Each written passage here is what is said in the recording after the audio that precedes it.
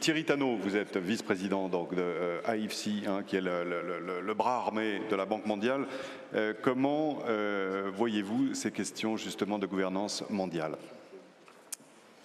Bien. D'abord, je tiens à féliciter le MEDEF parce que, comme vous pouvez voir, le choix du sujet montre qu'il y a un écart type non négligeable dans la perception du rôle et de ce qu'on peut attendre du G20 ou du B20, entre autres.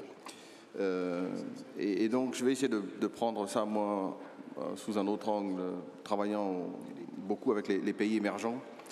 D'abord, en partant du principe que si on croit à la légitimité du G20, qui est donc un groupe de gouvernements qui ont été élus et donc qui représentent des États par rapport à des discussions par rapport au développement économique mondial.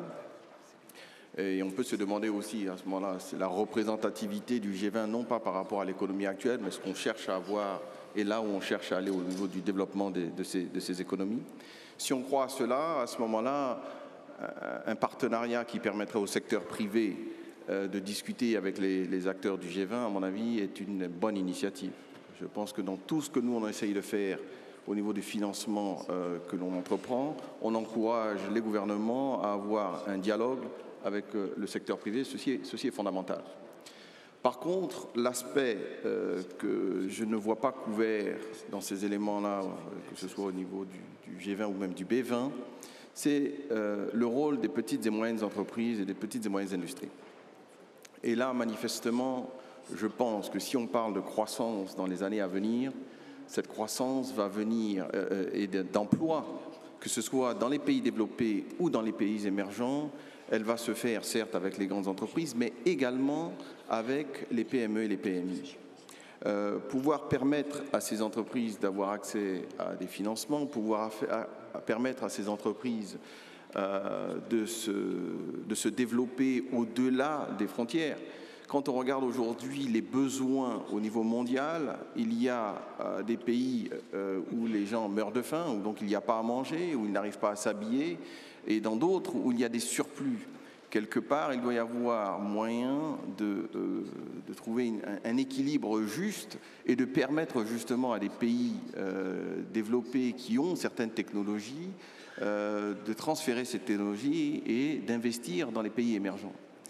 Alors, pourquoi aujourd'hui on parle d'une grande crise, mais quand on parle de la crise, encore une fois, quelles sont pour nous les solutions?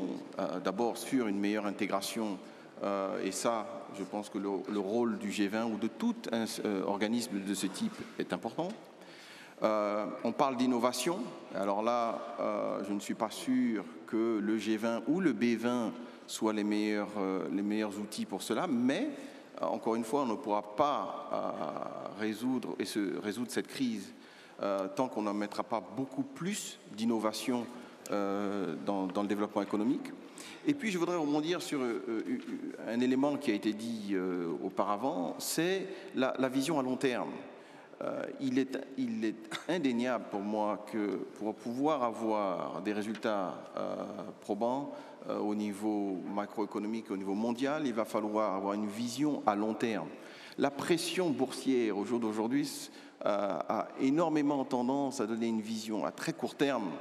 Et des fois, quand on regarde l'histoire, on pourrait se demander si certains grands projets, certaines grandes inventions auraient pu être faites avec un marché boursier tel qu'il est aujourd'hui.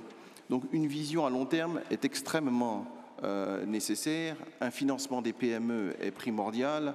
Un transfert de technologie est également nécessaire afin que nous puissions arriver à subvenir à la fois au développement économique des pays développés, mais également aux besoins des pays en voie de développement. Voilà. Merci à vous.